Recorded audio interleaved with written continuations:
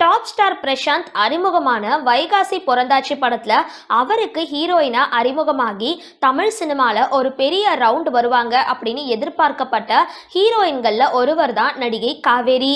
வைகாசி பொறந்தாச்சி படத்தோட super duper ஹிட்டால அதிக கவனம் பெற்றாங்க. நடிகர் பிரசாந்துக்கு இந்த படத்தை அடுத்துதான் தொடர்ந்து பட வாய்ப்புகள் கிடைக்க ஆரம்பிச்சது. ஆனா காவேரிக்கோ வாய்ப்புகள் எதுவுமே கிடைக்கல. உன்னை நான் வாழ்த்துகிறேன், பந்தய குதிரை, போக்கிரி தம்பி, சாகசம், செண்பகம் போன்ற படங்கள்ல நடிச்சாங்க. இவங்க நடிச்ச படங்கள்ல வைகாசி பொறந்தாச்சி படத்தோட அளவுக்கு எதிர்பார்த்த வெற்றியை பெறாததுனால சினிமாவில இருந்து ஒதுங்க ஆரம்பிச்சாங்க. இதையடுத்து வெள்ளித்திரை இவங்களை கைவிட்ட நிலையில சின்னத்திரை பக்கம் தலை காட்ட தொடங்கினாங்க. சின்னத்திரை அவங்கள வாரி கொண்டது அப்படின்னு தான் சொல்லணும். தூர்தர்ஷன், சன் டிவி, கலைஞர் டிவி போன்ற தொலைக்காட்சிகள்ல பிரபல தொடர்கள்ல நடிச்சிருந்தாங்க. சன் டிவில ஒளிபரப்பான மெட்டி ஒலி சீரியல் இவங்களுக்கு ஒரு பெரிய புகழ ஈட்டி தந்தது. இந்த சீரியல்ல தனம் கதாபாத்திரத்துல 4 தங்கைகளோட அக்காவா வாழ்ந்திருப்பாங்க.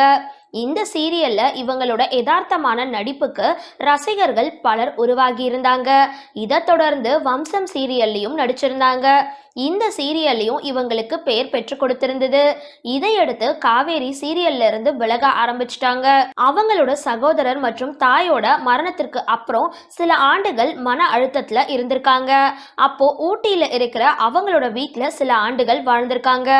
அதுக்கப்புறம் கிருஷ்ணகிரியில இருக்கிற தன்னோட பண்ணை வீட்டுல சில ஆண்டுகள் வாழ்ந்தாங்க. அதுக்கப்புறம் சென்னைக்கு சொந்த விஷயமா திரும்பவும் வந்தவங்க இங்கேயே திரும்பவும் தங்க ஆரம்பிச்சிட்டாங்க. மெட்டி ஒலி சீரியல்ல பார்த்த தனத்துக்கும் இப்ப இருக்கிற காவேரிக்கும் ஆளே அடையாளம் தெரியாதது மாதிரி மாறி இருக்காங்க.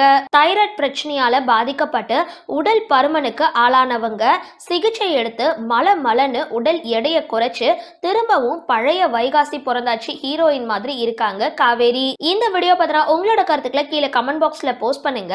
வீடியோ பிடிச்சிருந்தா லைக் பண்ணுங்க, ஷேர் பண்ணுங்க. மறக்காம டிபி காபி சேனலை சப்ஸ்கிரைப் பண்ணுங்க.